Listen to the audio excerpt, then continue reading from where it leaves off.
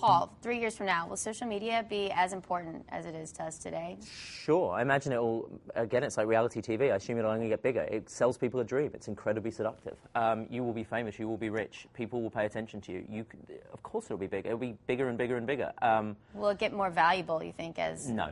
I mean, not for those reasons, not to those things. I don't think it will make anyone any richer, apart from Mark Zuckerberg. I don't think it'll make, or Evan Williams. I don't think it'll make anyone more famous. I think it might have the reverse effect of diluting what it means to be famous to the point where everyone will be, which means no one is.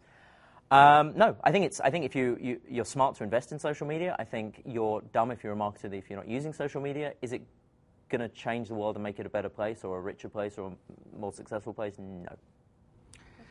I think we agree on most things until the end. I feel like it does make it better for people that, honestly, I view this pretty simplistic. Maybe it's why I brought up Batman. I do view it as a good and bad. I truly believe I got lucky. The dice of the DNA game worked out for me, not on the famous or the personality to do it, as in like who I am as a human being. My life is better because I like people and I want it to be better for them, and it's working for me. I think for bad people, it's going to work in the other direction because here's what social does, and nothing else.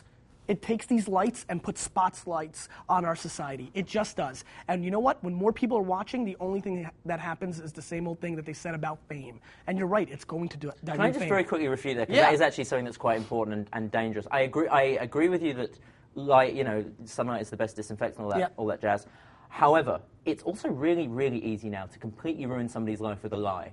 And I disagree. Well, because you can rebuttal it very easily. No, you can't. Why not? Because, Why not? Because, as a matter of fact, the media used to come out and say something, and the CEO of a company couldn't rebuttal it if nobody wanted to talk to him. Now we can go on YouTube and go ahead. No, because it's too much noise, and it becomes opinions. It becomes too much noise. It becomes Obama said that the trip to India didn't cost $200 million, but all these people do say it's opinion. If there's too much noise, why can the lie itself not get more attention than the rebuttal itself? Because if the lie is seductive enough and the lie is sordid enough, then that's much more interesting than somebody saying... I promise you, if somebody tries to smear the out of me, that I will fully use social 24/7, 365 to rebuttal it, and But people trust you. People come to it with an idea of what Gary Vaynerchuk is. They trust me because but if you become known as the guy who was accused of a crime on Twitter, and that's all people know of you, good luck rebutting it, because you're that guy. I truly don't believe that the lie can win, and I firmly believe that this exposes... It's like fame.